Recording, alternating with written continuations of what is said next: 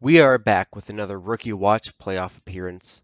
Defensive lineman Eric Lamb and the Broncos have secured the bye. In the AFC, we've got Steelers, Chargers, Texans, Titans, and Patriots, Bengals. I could see most of those going either way, although the Chargers winning seems unlikely. Both LA teams are 7 seeds. The Rams will take on the Seahawks. Bucks host the Cardinals, and the Lions will host the Giants, who might be favored in that one. Gonna sim ahead here. And I am surprised the Chargers have defeated the Steelers, and it doesn't look like it was particularly close. 21 points in the second quarter, 4 touchdowns for Allen Bailey on only 272 yards. The Texans handle the Titans just fine at home, pulling away in the second half. Mac Jones and the Patriots take down Joe Burrow and the Bengals in overtime. I think I would have favored the Bengals in that one. 10-point win for the Seahawks. Looks like the Rams mounted a comeback, but the defense couldn't hold up their end of the bargain. Tampa Bay demolished the Cardinals, who only scored 6 points, none in the second half. Kyler was not good in this game. And Detroit will move on. Another 21-point second quarter. That was enough to bounce Jeremiah Edwards and the Giants. So here's the playoff bracket going into the divisional round. The Broncos will be heavily favored in a rematch against the Chargers. Houston will host New England. Dallas gets Detroit, who's probably still mad about 2015, and the Seahawks get the Bucks, which should be a great matchup. Two teams that seem really even. Now, just as a quick reminder, this episode will be the whole playoffs. I don't want the timestamp to be a spoiler, so if we lose, I'll do some extra deep dives on stats or something to fill out the length of the video. I just think that's the best way to do it. Now, we're pretty familiar with the Chargers roster, having played them twice. Granted, that was a couple of videos ago, so I figured who cares about the ratings at this point. Let's look at the season stats. Allen Bailey, we already know, had the third most passing yards all time, 34 touchdowns, and a very high number of picks at 34. Taj McLeod had a really good season, almost 1,200 yards and 17 touchdowns, one of those on a 98-yard run against us. Oops. No significant rushing yards on the rest of this team. Alex Murphy and Mike Williams both went over 1,000 yards. Almost had a third 1,000-yard receiver in Stafford, and then another tight end before the next wide receiver. Guess they must have used 2 tight ends a lot because it doesn't look like Sherman missed time. And it looks like Pickens and Neighbors split some time. I think we kind of saw that in our games with them. Decent receiving stats for McLeod as well. Right guard Zion Johnson played almost 1,300 snaps. Of course, some of those are going to be special teams, but no sacks allowed all year. Quite a feat. His ratings are very good. Sorry, I'm going by it a little fast here. Kenneth Murray led the league in solo tackles, was second in total tackles behind Parker Finley, of course. Joey Bosa, as expected, led this team in sacks. Decent sack numbers for Taven Preston as well, but not much behind that. At least not for any one player. Murray and then oddly Bosa led the team in interceptions, 2 each for Asante Samuel Jr. and Cam Wooden, 1 for J.C. Jackson, veteran. Some kicking woes. Tyler Bass was under 80%, made all his extra points, but missed 1 each in the 30s and 40s and a few misses past 50. A quick refresher on these early season games. Bad quarterback play on both sides in this week 2 affair. 4 picks for Bailey. Not a whole lot for Lamb, just 3 tackles and 1 for loss. Chargers got rocked in the second game. I think this was kind of a breakout game for Rosie, did have 2 picks, and another bad one for Bailey. Only a couple tackles for Lamb in that one, so good thing he's getting an upgrade. +1 to power moves, +1 to strength. Gotta love a strength upgrade. Here's the ratings. You might call him a one-trick pony. I'd call him a bucking Bronco. Let's get these playoffs started. Broncos take an early 7-0 lead. You can see at the bottom the winner of this game will take on the Patriots in the AFC Championship game. Lamb's getting into the backfield on the first play, and that's a really nice pass breakup for Caleb Farley. 3rd and 10 now. Bailey looking to pass, and he fires it right at Parker Finley. He misread the defense, but Denver would punt it back pretty much immediately. 6 minutes to go in the first quarter, and Williams is sandwiched by Wiley and Posey. He can't hang on. It's going to be 3rd and 7. Chargers have trips right. Coverage has been really good so far. Bailey can't fit that one. Farley knocks it away again. And the Broncos have a 2-score lead. Allen Bailey is 0 for 5 so far. They're going to give it to McLeod for just the 2nd time today, and they should do that some more. He's got 15 yards on that carry. In fact, he's got all their yards on just 2 carries, and we're almost at the end of the first quarter. This will be the last play. Lamb coming right through, and Bailey will end the first quarter without a completion. It's 3rd and 10 now. Bailey looking to pass. He is not seeing the defense well, and he's going to scramble. Now he throws, trying to avoid Diablo, but they're going to say he was ahead of the line of scrimmage. I actually thought that he wasn't. I thought he was right on it, but they'd be punting either way. And it's now 21-0. This touchdown scored by tight end Clint Morgan. Barely touched the ball all year, now he has a playoff touchdown. As here's McLeod bouncing it outside, this is a really nice run, and he's going to be chased out of bounds by Posey. 35 yards on 3 carries for him. Passing on first down, and Bailey finally has himself a completion. It's the number 5 receiver, Vantrese Cleary. Jumping ahead, it's 3rd and 7. The Chargers are across midfield for the first time, 6 minutes to go in the quarter. Lamb's coming right up the gut. Bailey's just running backwards. Now he throws downfield, and Murphy can't hang on. That would have been a tough catch. Couldn't survive the tackle. Denver's able to add 3 more points. It's 24-0. Nobody open. Bailey's just going to get out of there, and he's going to have a good scramble. Almost 20 yards. They're across midfield again, and Bailey runs right into Baron Browning. Bad play by the young quarterback. Now on 3rd down, he's going to have time, but his receivers are not giving him anything. Dancing around, finally taken down by Ojabo. Not technically a sack, but it feels like one. And we're already into the second half. It's 24-0 Denver. Technically a 3-score game. Chargers get it first in the second half, and there's a catch for Jerry Hewitt. I think he's the 3rd tight end. They must have an injury to Sherman because he's not playing. 2nd and 1. It's a counter to McLeod, and Lamb is all over it. He flattens the running back, and there's the first appearance on the stat sheet for him. 3rd and 13. They need the Denver 39 for a first, and they're going to get it. Nice play by Mike Williams and a good throw. But now it's 3rd and 8. Just inside field goal range here. Bailey's got Williams open, and he just dropped it. No excuse for that. And they missed the field goal. Patriots fans on Twitter are booking tickets to Denver, but maybe they should wait, because Asante Samuel Jr. just picked off Thomas Rosenberg. 5 minutes to go here in the 3rd. It doesn't seem likely, but anything is possible in this sport. We really know very little. And there's Alex Murphy, making up for that drop earlier with a great catch and throwing defenders off him. But the very next play, Eric Lamb is going to smother McLeod in the backfield once more. That's going to make it 2nd and 12. Skipping ahead to 3rd and 4 now. It's probably 4-down territory at this point. Great route by Stafford. Diablo closes, but the tight end reaches, and they're going to mark that a touchdown. The Chargers are on the board. 2-point conversion, of course, and they're going to pass it. Stafford came out of the end zone to catch it, but he spins back in. It's 24-8. And Denver's offense is slowing down. It remains a 2-score game. Of course, they'll need those 2-point conversions again. And here's another play to Stafford. He'll get up to the 15. Worth noting that the Broncos punter actually had a good punt for once. But it's 3rd and 5. Bailey with an ill-advised pass. Hewitt actually almost came down with it. And Denver scores again. It's 31-8. We're into the 4th quarter. This one is all but over. That's Jerry Hewitt again. Got open in the zone, and he fumbles. Surtain picks it up. He's going to be tackled by Cleary. For now, the Broncos have it inside the LA 40, but this one is going to go to review. I can't quite tell from that angle. I think it came out before his right arm was down, but the left elbow might have already touched the ground. And the refs must have had a better angle because they are going to overturn that.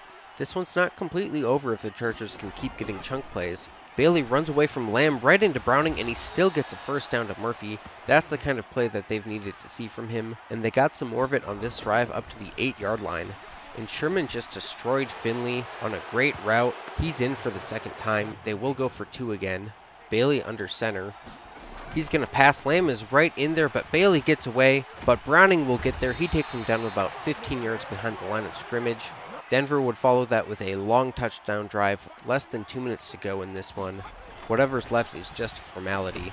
Looked like Parker Finley had a pick there, but Alex Murphy snags it. Jumping ahead, the Chargers are near midfield, but it's 4th and 4. Bailey going to fire it to the right, but Surtain read it all the way. That was almost an interception. It might have been 6 if he caught it. And the Chargers won't even bother using their timeouts. A really rough day for that offense. Honestly, though, I think just be really happy that you upset a 3-loss team as the 7 seed and continue to develop Allen Bailey.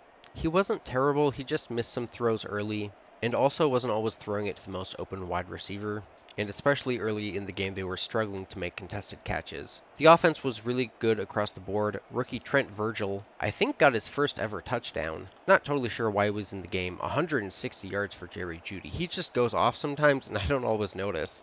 Not really sure if Neighbors and Pickens were hurt or if Cleary passed him on the depth chart, but it was a rough game for the Chargers' top targets. I don't know why Surtain has a drop listed. I mean, yeah, he definitely dropped an interception at the end, but You don't count drops for quarterbacks. I'm not sure what's going on there.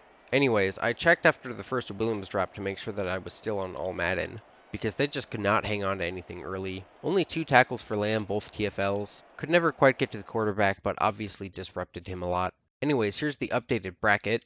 New England is back in the AFC Championship after what I would call a decent upset. Seems like a lot of overtime finishes in these games so far. Looks like it was pretty tight all game, 2 interceptions apiece for the quarterback, but Mac Jones had more yards and 2 touchdowns. Carson Johnson didn't get any.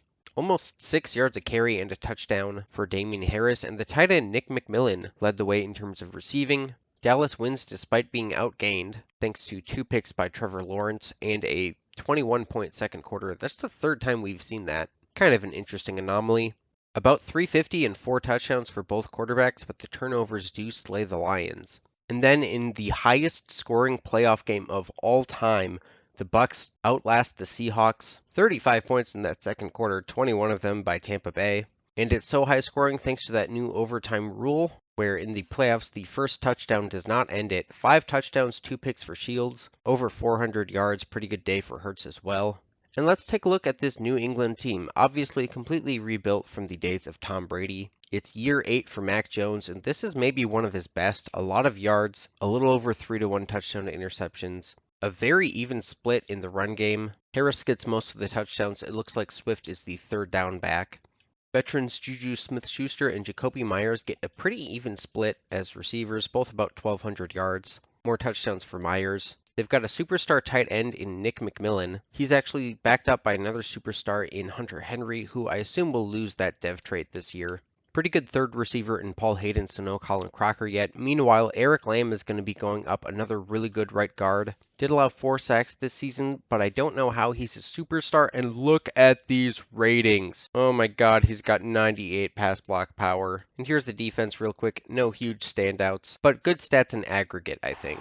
The Patriots get the ball first. Mac Jones starting empty, and it's nearly picked by Parker Finley on the first play.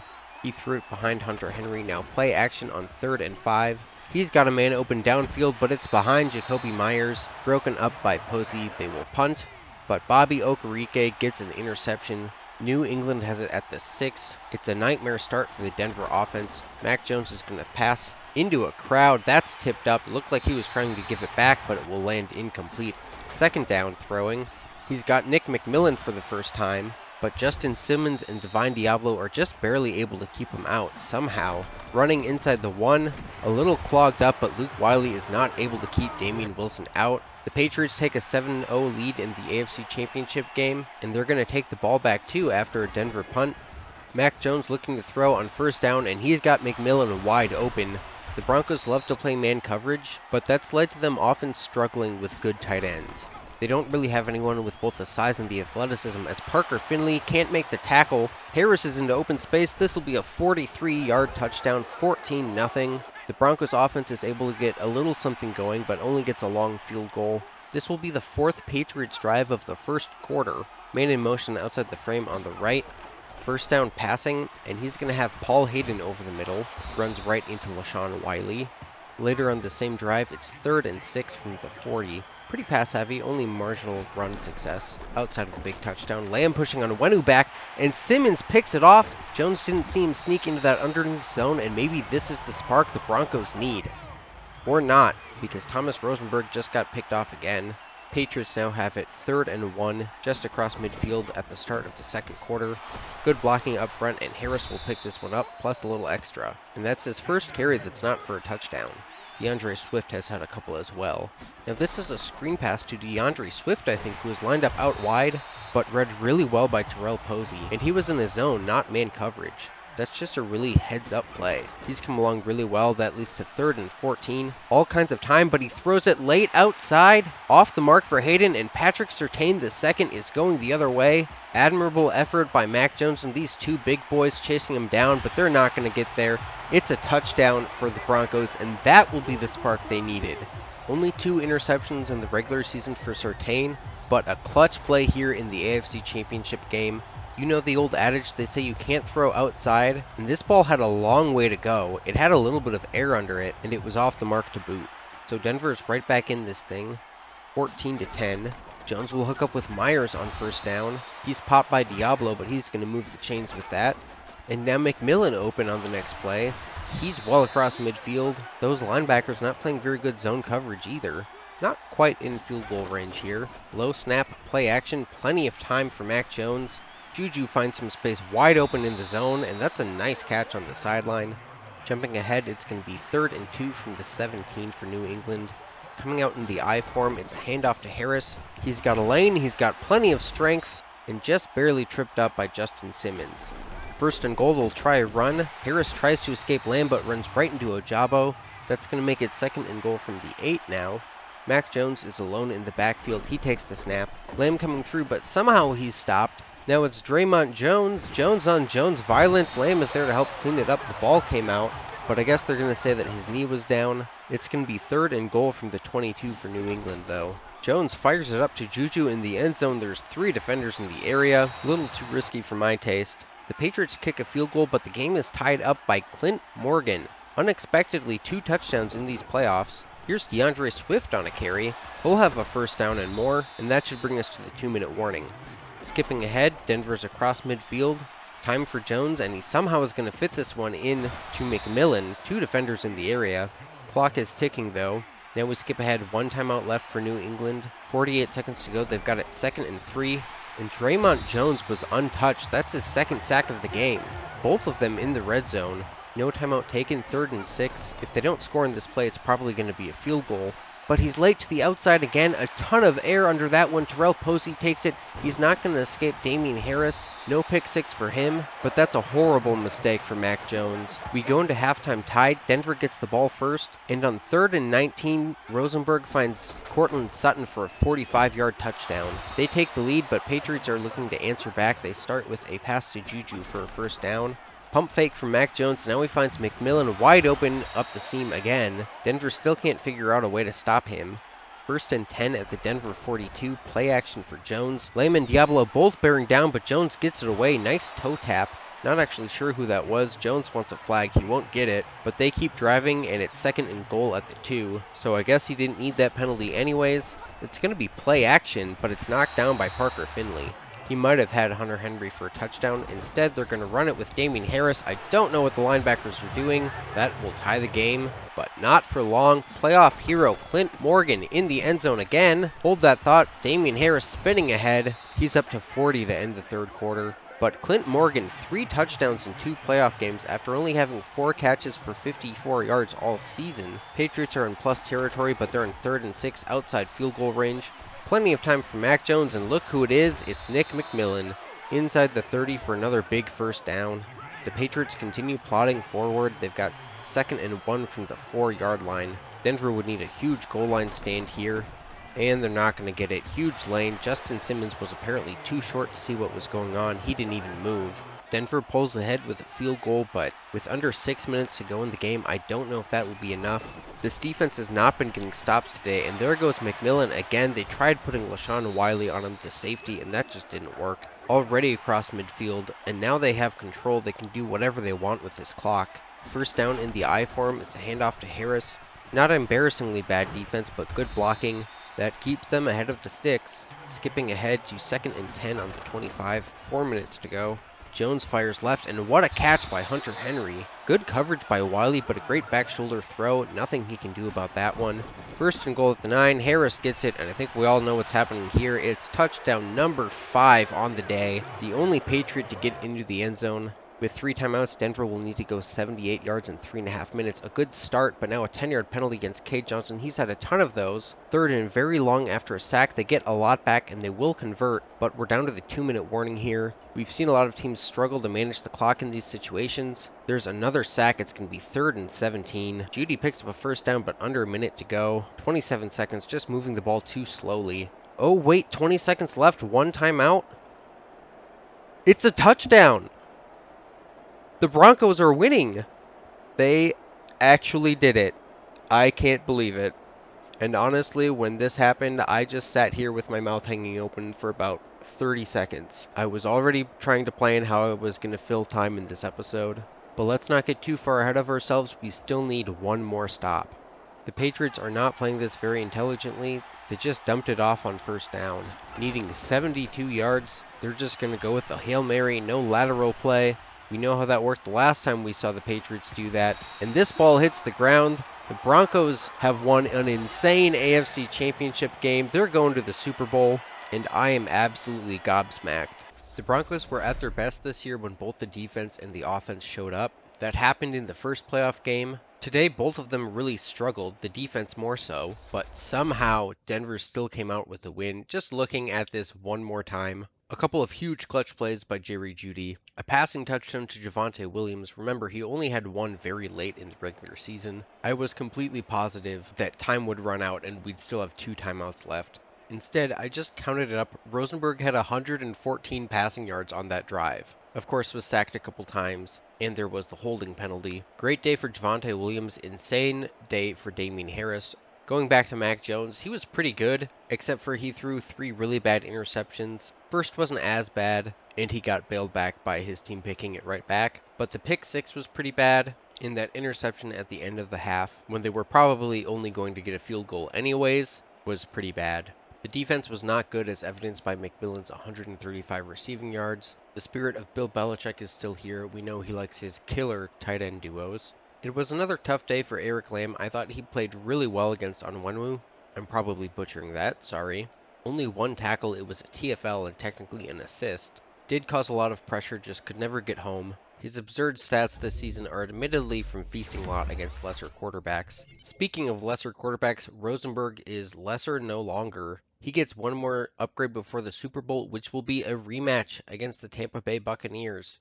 They come back to win with 20 points in the 4th quarter, over 150 rushing yards. I suppose there's almost a 1 in 3 chance now of the Super Bowl being a rematch from the regular season, now that we've got the 17-game schedule. Okay, not great days from both quarterbacks. Really good day from Michael Carter. And look at this stat line for John Hodgins. 2 catches for 149 yards and 2 touchdowns. Looks like catches of 77 and 72 yards. That's almost Randy Moss on Thanksgiving. And just like that game, the Cowboys lost.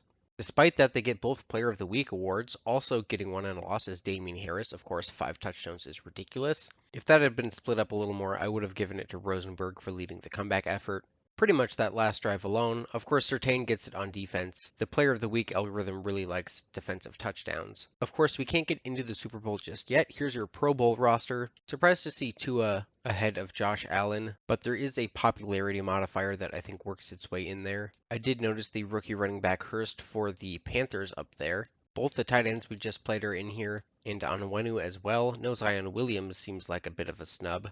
We played Lindstrom as well. He was really good. Of course, no Broncos in this list because we're going to the Super Bowl. I wish there was an easy way to check and see who got it aside from looking at progression history, but as far as I know, there's not, so we can just know that guys like Posey and Finley would have been in there.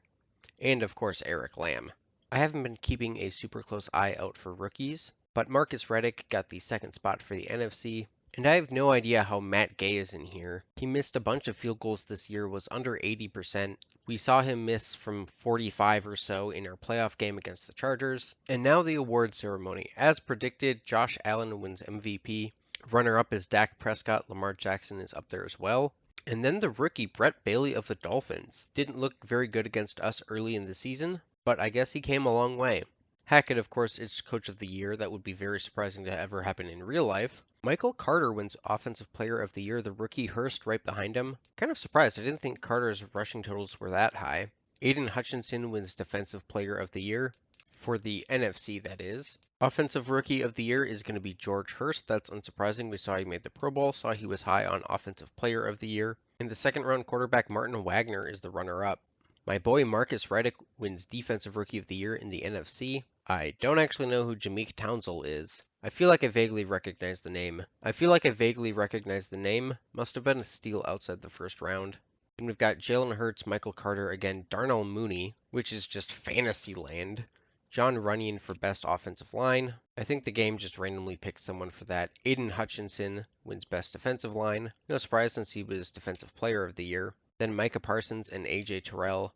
Harrison Butker for Best Kicker. Jonathan Taylor beats out Josh Allen for Offensive Player of the Year. Najee Harris in 3rd. He led the league in rushing yards and rushing touchdowns. I think only about 80 more yards than JT, but 6 more touchdowns, so Taylor must have had a lot of receiving stats. Defensive Player of the Year, of course, is Eric Lamb, Rousseau in second, and Finley comes in third place. He did have some really good numbers. Brett Bailey, Offensive Rookie of the Year. No surprise since he had MVP votes. That good tight end on the Steelers came in second. Eric Lamb for Defensive Rookie of the Year, obviously. I pointed Raekwon Banks out in the last episode. He came in second. Jaquelin Winslow in fourth. I don't know who Halliburton is, even though we played against him. And LaShawn Wiley makes the list as well. Best quarterback is Josh Allen. Brett Bailey in second does tell you about the competition we faced. JT wins best running back. I feel like Diggs and Judy both got robbed by Burks for best receiver. I think he was tied for most touchdowns in the AFC, but he had way less yards if I remember correctly. Zion Johnson is in second for best offensive line, despite not making a Pro Bowl. Bunch of Broncos in here for some reason. I feel like you always see your whole offensive line in the runners-up for that one. Lamb wins best DL, of course. Bosa for best linebacker. Finley was obviously really good, but without sack numbers, it's hard to win this award, and Bosa didn't even have that many. Terrell Posey led the league in picks. Hayden Allen wins best kicker. He was money inside 50. Tyler Bass is 10th out of 16. I don't know how he made the Pro Bowl.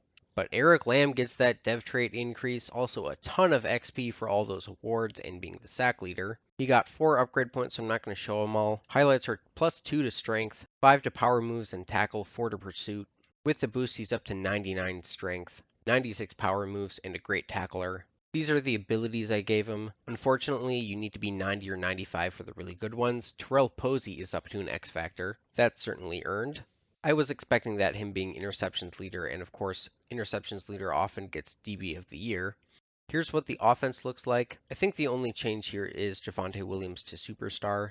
Fairly certain that everybody else here was already star. Never did get Virgil's hidden dev unlocked.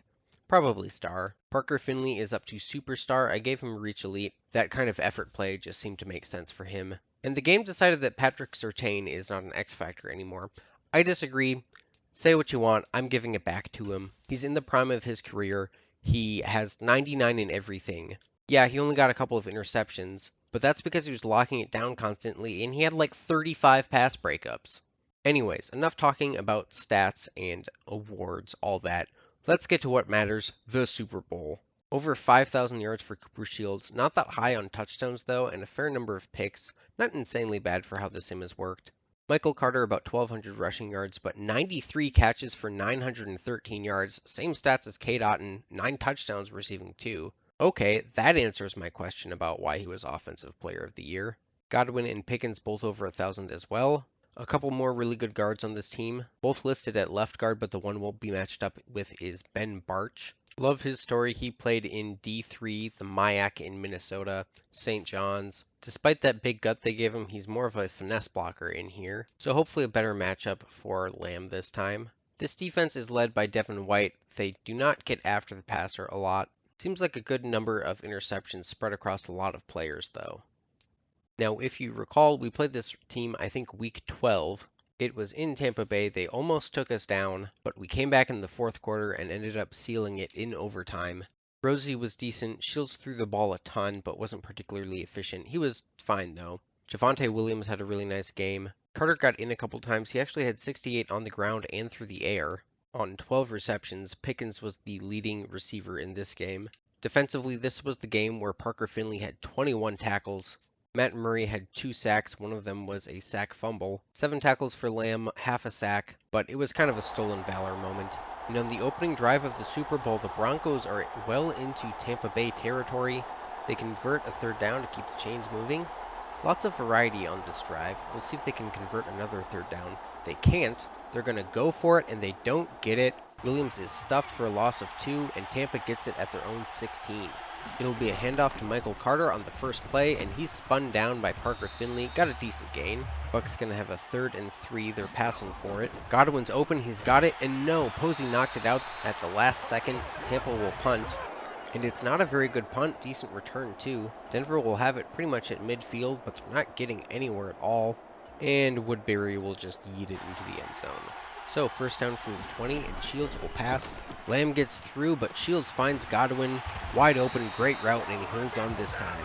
16 yards and a first down. Staying in the air now is Shields, and Carter is taken down by Finley. That's going to be a loss of 1. Great play by the linebacker. That would lead to 3rd and 7, but Godwin is open again on J.R. Poole. 17 more for him and into Denver territory. Carter just ran a zig route against nobody. He'll get the ball and make a business decision to get out of bounds. Tampa up to the 30 now on another first down. They are cruising so far. Here's the first catch of the day for Pickens. Good route against Surtain. Jumping ahead, it's 2nd and 4 from the 9. Screen pass to Carter, but he's blasted by Diablo. Probably would have been better to let him catch the ball first. 3rd down, Shields fires quickly. It's popped up in the air, and Parker Finley comes down with it. What a stroke of luck for the Broncos, who couldn't get any stops on this drive. This Super Bowl just started with 2 red zone trips and 0 points.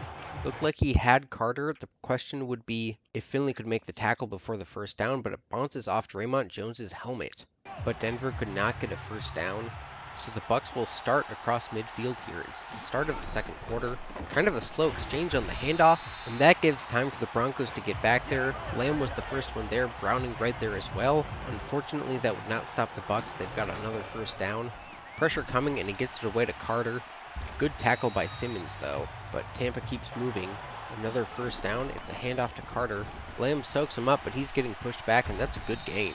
Lamb was getting pushed backwards. Nothing on second, so it's 3rd and 5. Shields runs right into Browning, gets it away weakly, and Godwin had to come back for it, so it's 4th and 1. Carter following his blockers, and he'll get enough. Really nothing more than that, though. Good tackle by Lamb. 1st and 10 from the 14. Bucs are in the I form.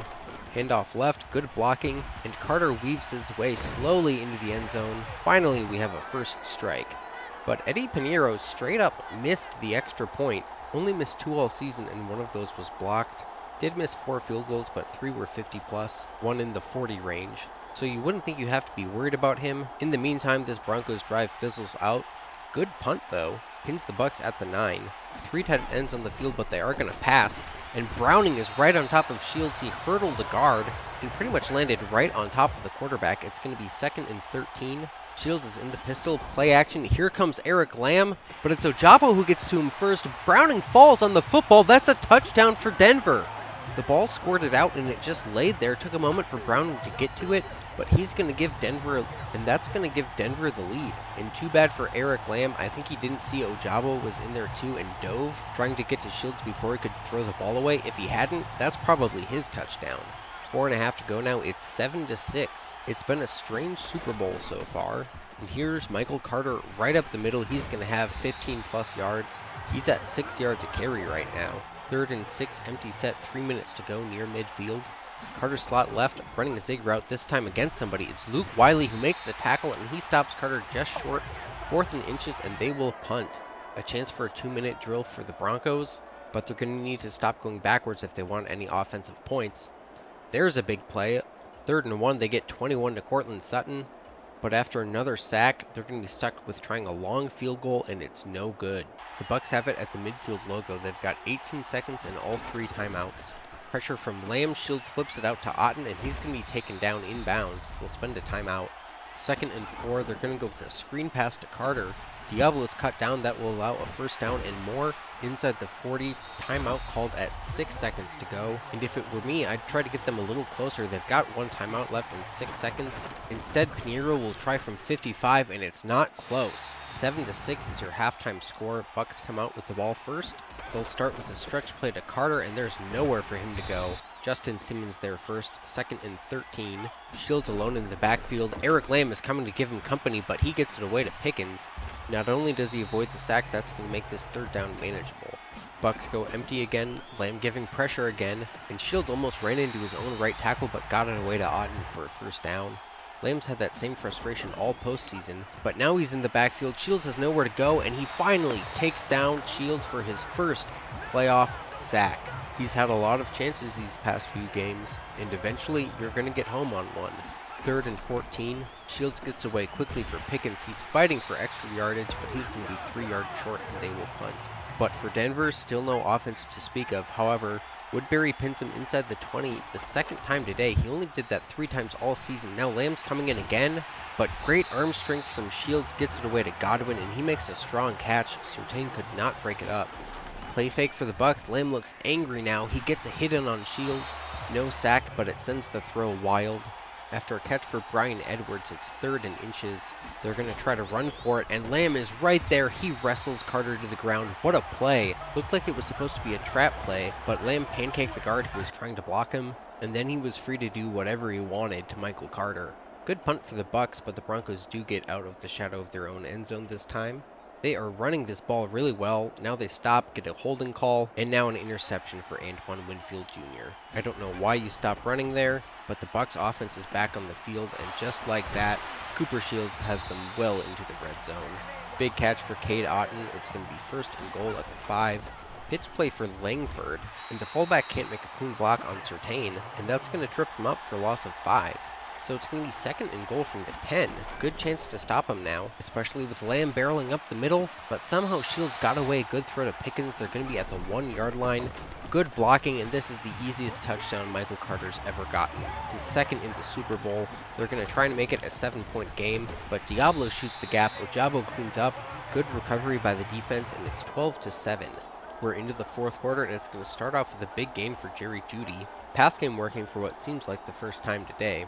Going backwards again though, and this doesn't look good, but they're going to convert 27 yards to Cortland Sutton on a 3rd and 13, and that would lead to a Javonte Williams touchdown. No 2-point conversion for the Broncos either though. They wanted a 3-point game, but it's going to be a 1-point game. 8.5 minutes to go. Tampa Bay has it at their own 25. Good blocking from Michael Carter. Lamb takes him down from behind, and that's a gain of 8. It's been a big workload for Carter, and he is feeling it. Handoff again, cuts back right, and Parker Finley takes him down. It's not often you have an open field tackle opportunity behind the line of scrimmage on a hash mark, but that's what happened there. Good morale play for the Broncos.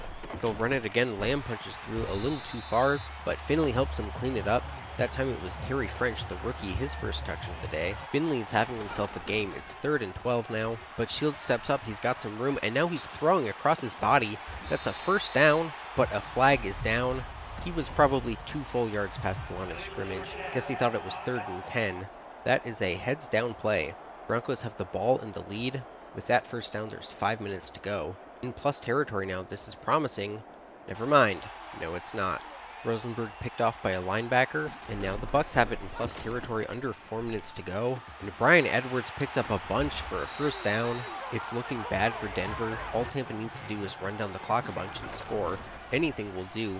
Pocket starting to collapse. Shields dancing around. He somehow gets it to Godwin, and that's another 1st down. A really frustrating day for this defense. Even when they're playing well, things don't go right. Carter catches the ball again. Diablo can't bring him down, but Wiley cleans it up. And Denver's going to start spending its timeouts. 2nd and 5. It'll be a run to Carter, and nobody blocked David Ojabo. That's going to make it 3rd and 7, which is huge because if Denver's decided to use its timeouts here, they cannot allow a 1st down. That would end the game. The upside, of course, is that it leaves more time for the offense, as well as the 2-minute warning. A run play, and Diablo just got put in a blender, but Justin Simmons is thankfully there to clean it up. Denver spends its last timeout with 2:28 on the clock. It'll be a 30-yard try, and he missed it! Oh my god, how could he do that?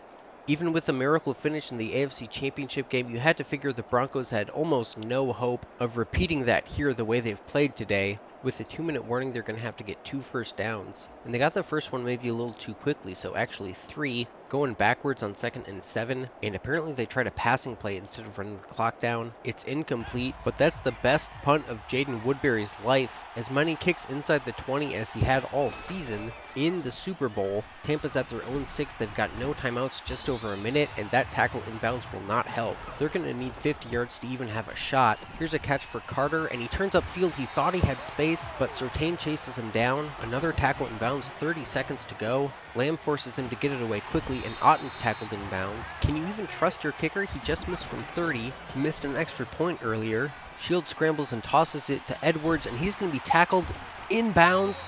They're not going to get to the line in time, and this game is over. The Broncos have won the Super Bowl in one of the wildest games you will ever see. If I'm remembering the game correctly, the Bucks had the ball in the red zone 4 separate times, and they only scored 12 points. If they could have just kicked the extra points on both touchdowns and made a field goal, it would have been 17-14, and the Broncos offense would need to clutch up and kick a field goal just to get it to overtime. It certainly didn't feel like the defense was that good today, but they made enough clutch plays that combined with the kicking woes of the Buccaneers, they came out with a win. Lamb shaking hands with Barch and Shields, his two biggest competitors on the day. Is Baron Browning with the player of the game thanks to the touchdown, also had the sack that led to it, 2 tackles otherwise. Here's Parker Finley raising the trophy.